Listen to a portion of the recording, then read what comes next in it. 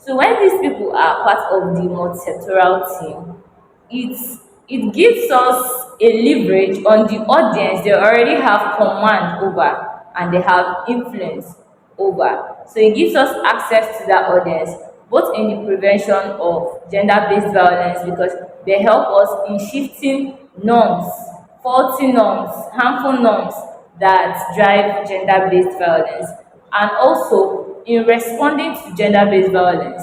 We all know also that most times, especially in this part of the world, especially in Africa, where the people are highly religious and traditional as well, most times when gender-based violence occurs, the survivors go straight to these religious leaders to report, and they also go straight to their traditional rulers to report as well. So having these people on board is a plus, because when these people come to report to them, when the survivors report to them, these leaders are not ignorant.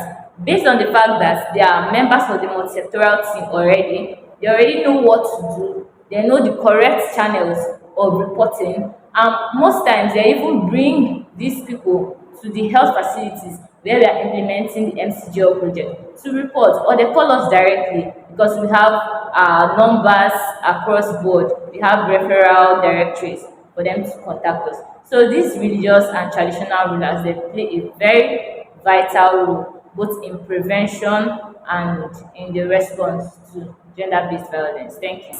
In this project, there is something we prioritize, which is confidentiality of survivors. We know that there is a culture of shaming gender-based violence survivors, and we try as much as possible to encourage confidentiality, both in the screening process, in the identification process, in the reporting process, and in the response process.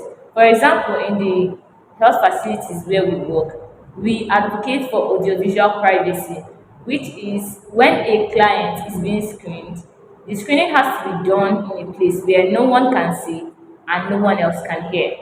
So responding to them, we don't necessarily have a separate hospital where they are taken care of.